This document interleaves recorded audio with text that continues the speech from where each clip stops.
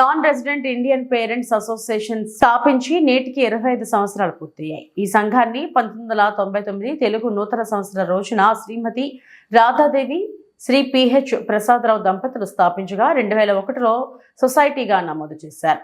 10 మంది సభ్యులతో ప్రారంభమైన ఈ సంస్థ నేడు 200 మంది సభ్యులతో సేవా కార్యక్రమాలు నిర్వహిస్తుంది. సభ్యుల మధ్య స్నేహ సంబంధాలు పెంపొందించడం, విదేశాల్లో ఉన్న పిల్లలతో అనుబంధం కొనసాగించడం, విపత్తుల సమయంలో సహాయం అందించడం వంటి కార్యక్రమాలు చేపడుతుంది. సంస్థ ద్వారా ఆరోగ్య అవగాహన సదస్సులు, ఆధ్యాత్మిక యాత్రలు నిర్వహించడంతో పాటు మదర్ తెరిసా సంస్థ, శంకర్ ఫౌండేషన్, కంటి ఆసుపత్రి, కృషి ఆర్థోపెడిక్ సొసైటీకి ఆర్థిక సహాయం అందిస్తుంది.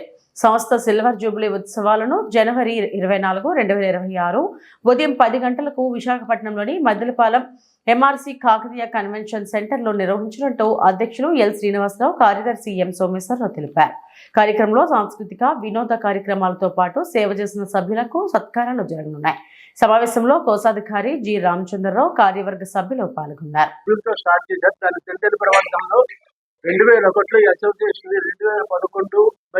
2011లో సొసైటీ రిజిస్ట్రేషన్ చేసి అక్కడి నుంచి నిర్విఘ్నంగా ప్రతి ఏడాది కంటిన్యూ చేస్తున్నామండి. ఇప్పుడు ఉన్న ప్రజెంట్ బాడీ 2024 మే 24న మేము కొత్త సోషల్ బాడీ వచ్చిందండి. అప్పటి నుంచి అసోసియేషన్ లోటుపాట్లు కవర్ చేసుకుంటూ, కొత్త ఒరబడి చేసుకుంటూ, కొత్త వాళ్ళందరినీ జాయిన్ చేసుకోవడం. ప్రజెంట్ ఇప్పుడు 200 మంది సభ్యులతోటి ఈ అసోసియేషన్ విరాజిల్లుతోందండి. దీనికి నాకు వెనకాల సెక్రటరీగా, నాకు వెనకాల మన ప్రెసిడెంట్ గారు, ట్రెజరర్ గారు, ఆర్గనైజర్లు ఇద్దరు కూడా మంచి సహకారాలు అందిస్తున్నారు. మొత్తం ఉన్న ఎగ్జిక్యూటివ్ బాడీ అందరితో కూడా కలిసిమెలిసి పనిచేస్తూ అందరూ ఒక కలికట్టుగా చేస్తున్నాం కాబట్టి అసోసియేషన్ చాలా జరుగుతుంది. ఇంకా కొత్త వాళ్ళని ఇన్వాల్వ్ చేస్తున్నాం. ఇప్పుడు ఏంటంటే 2001లో రిజిస్ట్రేషన్ అయిందని 2025లో దీన్ని సిల్వర్ జూబిలీ 25 సంవత్సరాల వసంతాల వల్ల సిల్వర్ జూబిలీ ఫంక్షన్ చేద్దామని చెప్పి అనుకున్నామండి. అందుకని సిల్వర్ జూబిలీ ఫంక్షన్ రేపు 24ని కాకతీయ కన్వెన్షన్ సెంటర్ లో చేస్తున్నామండి. దీనికి ముఖ్య అతిథిగా మన సిపి శంకర్ ప్రసాద్ బక్షి గారు వస్తున్నారండి. గౌరవ అతిథిగా సన్మానం చేసిన యార్లగడ్డ లక్ష్మీ ప్రసాద్ గారు వస్తున్నారు. తర్వాత కరూర్ వైశ్య బ్యాంక్ ప్రతినిధులు కూడా వస్తున్నారండి. ఈ అసోసియేషన్ దిగ్విజయంగా జరగడానికి, కొత్త వాళ్ళని ఆహ్వానం చేయడానికి మీ అందరూ మాకు సహాయ సహకారాలు అందిస్తారని చెప్పి కృతజ్ఞతతో అందరికీ నమస్కారం చేస్తున్నాను. ఇప్పుడు మా ప్రెసిడెంట్ గారు 2 ముక్కలు చెప్తారు. మన కన్వెన్షన్ సోమేశ్వరరావు గారు అన్ని వివరాలు చెప్పారు. కానీ కొత్తగా ఈయన జాయిన్ అయ్యారు. అంటే లాస్ట్ 3 years 4 yearsలో యాక్చువల్గా 2003-4 నుంచి మేము ఉన్నాం. అంటే అప్పటి నుంచి యాక్చువల్గా ఈ సంస్థ 2000లోన రాధాదేవి గారు, ప్రసాదరావు గారు హిందుస్థాన్ షిప్యార్డ్ ఎంప్లాయీస్. మన రాధాదేవి గారు హౌస్ వైఫ్.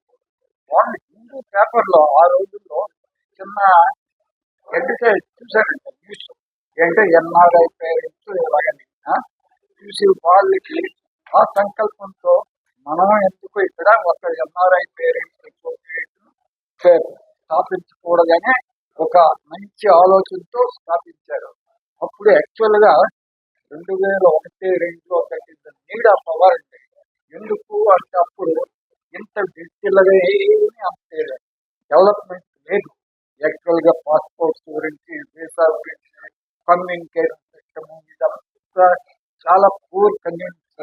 ఈవెన్ మేము మా పిల్లలతో కాంటాక్ట్ చెయ్యాలి అన్న వానేజీ ఫోన్లన్నీ మీకు కొంచెం యంగర్ జనరేషన్ తెలుస్తుంది. వానేజీ ఫోన్లని రకరకాల మాధ్యమాలతో ఈరోజు డిజిటల్గా మనం బాగా డెవలప్ అయిపోయి మన ఫోన్ చూస్తే ఇదంతా ఇప్పుడు అమెరికాలో వాళ్ళు చూడగలుగుతాం. అంత డెవలప్మెంట్ వచ్చింది. ఆ రోజుల్లో చూసారు, ఎవరైనా పాస్పోర్ట్స్, వీసా ప్రాబ్లమ్స్ ఇవన్నీ వస్తే మేము వాళ్ళు హెల్ప్ చేస్తూ చూసారా. వీసా ఇచ్చే 6 months మినిమం ఉంటారు అమెరికాలో. వాళ్ళు హౌస్ కీపింగ్ అంటే చూసారా ఇప్పుడు అన్ని చెప్పిన డిజిటల్ అయిపోయింది కాబట్టి చాలా ఈజీ. కరెంటు బిల్లులని, ఫోన్ బిల్లులని ఇవన్నీ పే చేయాలి. యాక్చువల్గా ఆశయం ఏంటంటే పిల్లలందరూ అమెరికాలో ఉండబట్టి మోస్ట్ ఆఫ్ ఈ అసోసియేషన్లో 95% మెంబర్స్ వాళ్ళు వార్డ్స్ ఆర్ అమెరికా.